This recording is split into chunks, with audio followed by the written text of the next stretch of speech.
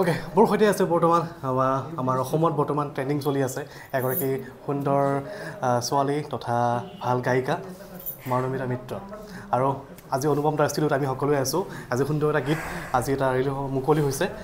ঢোলটি বজাব ঢুলীয়া এই গীতটো 25 বছৰ আগতে অনুপম দাই গাইছিলে ফাল্গুনী পাঠকৰ লগত আৰু আজি গীতটো ৰিমেক কৰি গানটো নতুনকৈ ওলাইছে মানমিতা মিত্ৰৰ সৈতে how do feel today It's a great experience and it's an auspicious day for me. Actually, अनुपम दा के साथ पहली बार काम हुआ है मेरा. Already मतलब एक साथ 3-4 गाने का बात हो गया है. So दादा के साथ सबसे पहले इस गाने के बारे में ही बात हुआ था. लेकिन तब हमने बोला था कि हमको पहला डुएट गाना जुबिन दा के साथ गाना है. उसके बाद मैं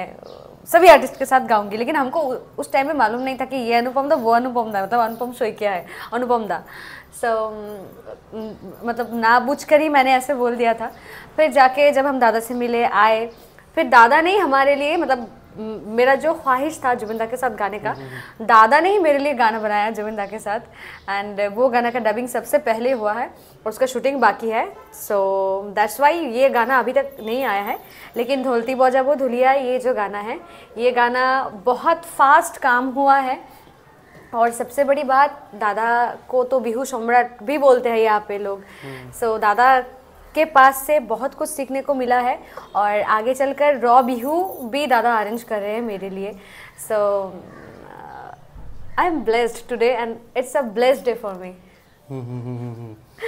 कितना टाइम लगा रिकॉर्डिंग के टाइम? हाँ अगर मैं सच बोलूँ तो मैं बीच में एक दिन आई थी. उस दिन मेरा तबीयत और मेंटली मैं बहुत मतलब परेशानी में थी. तो उस दिन मैं कुछ भी करके गाना का टेक नहीं दे पाई. लेकिन दूसरे दिन जब मैं आई 2 दिन बाद जब मैं आई मैंने 25 मिनट्स में ये गाने का टेक दिया है. अच्छा ढोलती बजा वो धुलिया. एक बात पूछना चाहता हूँ आपको. हाँ बोलिए. आप जब आसाम में बहुत सारा जगह में अभी परफॉर्म कर रहे हो तो कैसा महसूस होता है लोगों के सामने जाके? बहुत अच्छा महसूस होता है. और जब कोई बोलता है कि अरे यार तुम तो सेलिब्रिटी बन गए हो, हमको कभी ऐसा महसूस नहीं होता कि सेलिब्रिटी हो चुकी हूँ या फिर सेलिब्रिटी हो गई हूँ. लेकिन जब रास्ते में लोग मिलते हैं फ़ोटो खींचते हैं हाय बा कैसे हो बा कहने से अपना प्रोग्राम सहसू ऐसे जब बोलते हैं लोग तो बहुत अच्छा महसूस होता है. महसूस ऐसे होता है कि हाँ कुछ तो किया है, थोड़ा बहुत तो कुछ किया है जिनके लिए लोगों के दिल में जगह हुआ है मेरा. और हमेशा ये बनाए रखे भगवान के पास. मैं तो यही प्रार्थना करती हूँ. हमको बहुत अच्छा महसूस होता है. If I ask one thing about Zubin Da, so what do you say? I hope maybe you are listening to Zubin Da's song from childhood. हाँ चाइल्डहुड से सुन रही हूँ दादा का गाना. लेकिन कभी I never expected, I never thought even कि कभी मैं ऐसे आ जाऊँगी फिर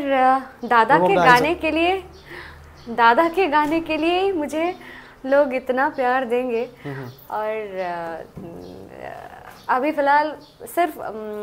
आजकल का गाना ही नहीं दादा का ज़्यादातर 90s का गाना मुझे बहुत पसंद है. 90s का जितना सारा गाना दादा का एल्बम है माया अनामिका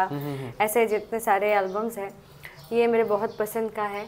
और उनमें से कुछ गाना जो कि लोगों के दिल में आज भी बसे हुए हैं और मतलब 8 से 80 तक लोग सुनते हैं वो गाना मैं परफॉर्म भी करती हूँ. हमको बहुत अच्छा लगता है. मेरा खुद का गाना मार्केट में जितना भी आ जाए दादा का गाना मैं कभी नहीं छोड़ पाऊंगी क्योंकि दादा के गाने के लिए ही लोगों ने मुझे इतना प्यार दिया है. और दादा का जो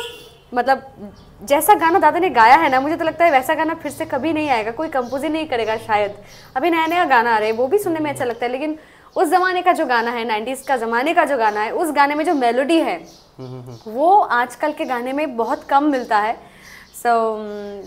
वो गाना जब मैं परफॉर्म करती हूँ एक अलग सा जोश रहता है अंदर. बहुत अच्छा महसूस होता है. और आगे चलकर भी जुबिन दा का गाना मैं गाऊंगी. एक सेकेंड मैं just I want to ask one thing. Assam का बहुत सारा सिंगर ने आपके ऊपर थोड़ा नेगेटिव टिप्पणी दिया था तो उसके ऊपर आप क्या कहेंगे? No comments. ओके सो আমি অনুপম দা আহিব লাগে আজি সুন্দৰ যেটো মুহূৰ্ত আৰু গীতটো 25 বছৰ আগতে গীতটো গাইছিলে আৰু 25 বছৰ পিছত গীতটো ৰিমেক কৰি নতুনকৈ ওলাইছে মানমিতা মিত্ৰৰ লগত. তো কেনেকুৱা অনুভৱ হৈছে আজি? অনুভৱ মানে কি আসলে এটা সাংঘাতিক হেঁপাহ আছিলে যে 25 বছৰীয়া এটি গীত কৰিম. কাৰণ মোৰ ইণ্ডাষ্ট্ৰিটোত 35 বছৰত খোজ পেলালোঁ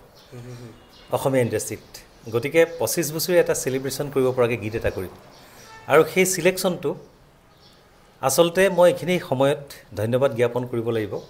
হিয়া মেধিক আমাৰ মৰমৰ কণ্ঠশিল্পী হিয়া মেধিয়ে মোক গীতটি কৰিবৰ কাৰণে অনুৰোধ জনাইছিলে আজিৰ পৰা 3 বছৰমানৰ আগত কিন্তু গীতটি হৈছে RMCৰ প্ৰযোজনত প্ৰযোজক বেলেগ যোনে মৰমজান কৰে RMC ৰিজনেল মিউজিক চেণ্টাৰ গতিকে ৰিজনেল মিউজিক চেণ্টাৰক আচলতে বহুত গীত বিচাৰে নতুনকৈ কৰিবৰ কাৰণে যেনেকৈ মোৰ কাজিৰঙা বৰ ধুনীয়া সেই গীতটি বিচাৰে ভৰিৰ পিছল খালে বিচাৰে ইত্যাদি বিচাৰে সকলোবিলাক অফাৰ তেখেতক মই দিওঁ কিন্তু তেখেতে কয় যে মোৰ নিজৰ এটা প্ৰডাকশ্যনৰ বস্তু এইটো যদি সকলোৰে মাজত এনেকৈ খিচৰিটো কৰি দিওঁ মোৰ প্ৰডাকশ্যনৰ এখন অস্তিত্বই নাথাকিব গতিকে তেওঁ নতুনকৈ কৰাৰ ক্ষেত্ৰত তেওঁৰো নিজৰ কিছু মানে হেঁপাহ আছে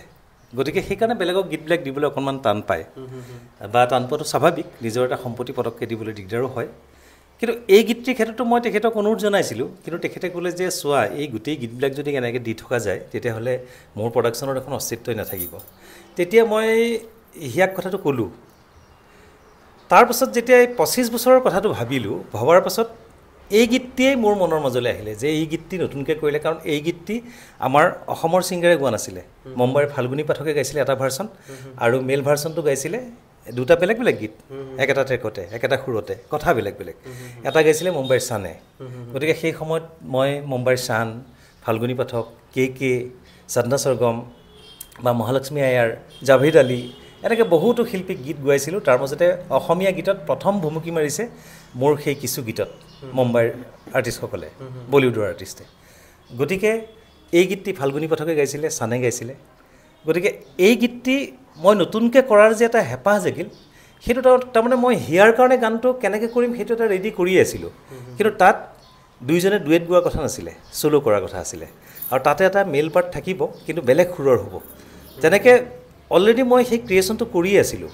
কৰাৰ পাছত কিন্তু যেতিয়া মানে RMCয়ে যেতিয়া ক'লে যে প্ৰডাকশ্যনটো বেলেগৰ দিবলৈ দিগদাৰ হ'ব তাৰপাছত RMCৰ লগত মোৰ এটা বণ্ডিং আছে মই ইমানবিলাক এলবাম RMCক দিছোঁ বা RMCও বহুতখিনি বেনিফিটেড হৈছে নিজকে সংস্থাপিত কৰাৰ ক্ষেত্ৰত বা ৰাইজৰ মাজলৈ বেছি আগুৱাই যোৱাৰ ক্ষেত্ৰত মোৰ মৰমজানেই হওক মন আকৌ মন মোৰ মন আশা ভৰা মন মনৰ পদূলি মন অনুপম কিমান এলবাম কৰিছোঁ তেওঁৰ কাৰণে গতিকে যেতিয়া মই ক'লোঁ যে মোৰ প্ৰডাকশ্যনত কামটো কৰোঁ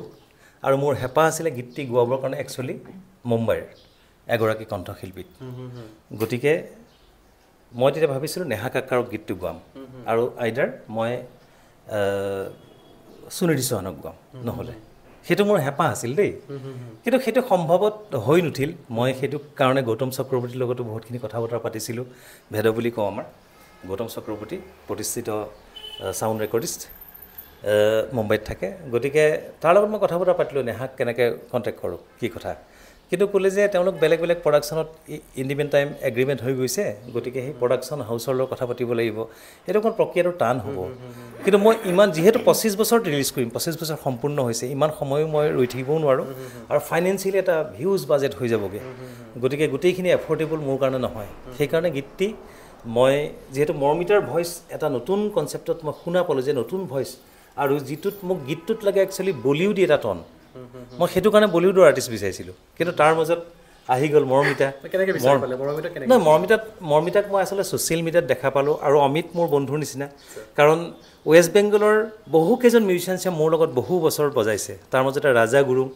ৱেষ্ট বেংগলৰ গীটাৰিষ্ট বহুত ভাল গীটাৰিষ্ট মোৰ লগত 7 বছৰমান একেলগে বিহু প্ৰগ্ৰেম কৰিছে এতিয়াও কৰে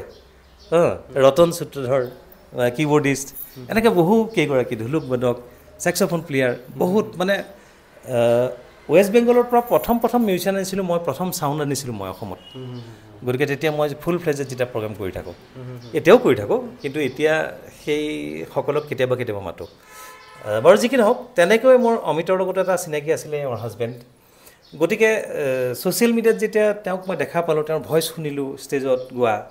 তেতিয়া মোৰ ভাব হ'ল যে এই ছোৱালীজনীকো দেখোন গীতটো গাব পাৰি কাৰণ মই সদায় টোন লৈ পেলাই কনচেপ্টটো মোৰ সদায় থাকে টোনত মানুহগৰাকীক নহয় আজি বৰ্ণালী কলিতা ছয়নিকা সুবাসনা নিৰ্মালী ভিতালী তৰালী বা তেনেকৈ কৰি যিমানখিনি শিল্পী আছিলে সেইখিনি শিল্পী কিন্তু বহুত বেছি ফ'কাছ নহওঁতে মই তেওঁলোকক প্ৰথম অৱস্থাত গোৱাইছোঁ তাৰমানে গতিকে মই কনচাৰ্ণ নহয় যে কোনোবা এষ্টাব্লিছড হয় আৰু মই কনচাৰ্ণ নহয় যে কোনোবা ধুনীয়া হয় সেইবিলাকত মোৰ কনচাৰ্নেছটো নাই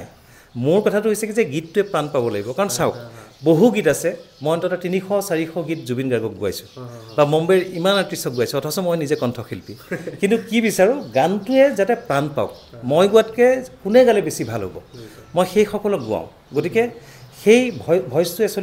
একচুৱেলি ভইচ অলছ' ইনষ্ট্ৰুমেণ্ট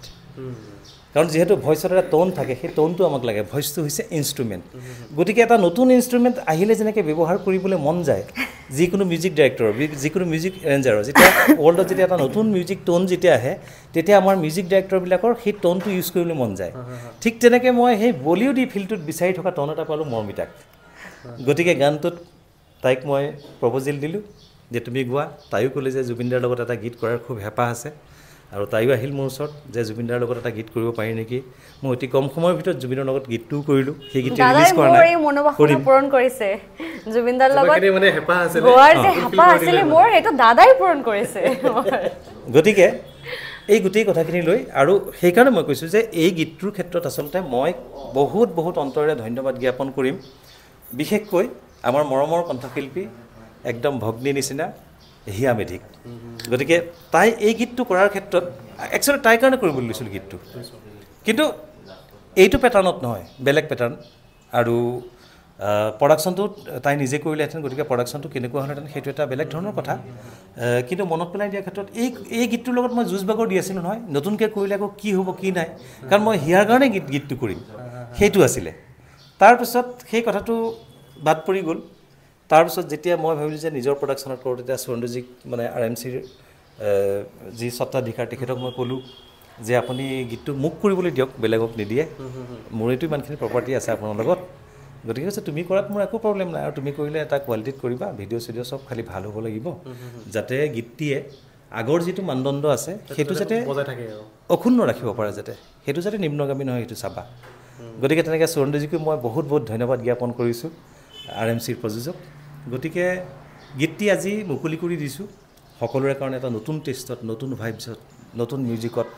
গতিকে ইউটিউব চেনেলত মুকলি হৈছে হ'ল অলপমান অনুপম শইকীয়া অফিচিয়েল ইউটিউব চেনেলত গীতটি উপলব্ধ হ'ব গতিকে আজিৰ পৰা আপোনালোকে গীতটো পাব শুনিব চাব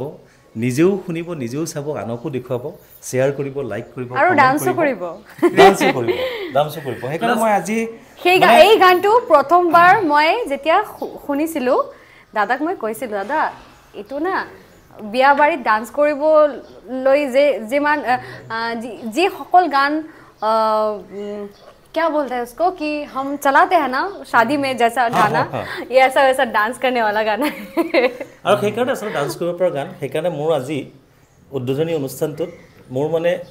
সকলোকে এটা সৰু গিফ্ট দিয়াৰ যে প্ৰয়াস আছিলে তাত মই এটা ৰুমালৰ পেকেট দিছোঁ সকলোকে যাতে গীতটি নাচিমে কঁকালটি ঘূৰাই ঘূৰাই ঘাম ওলাব যাতে মচিব পাৰে আইডিয়া কৰি লগাইছে কিন্তু ঠিক আছে আমি বেছি দীঘলে নকৰোঁ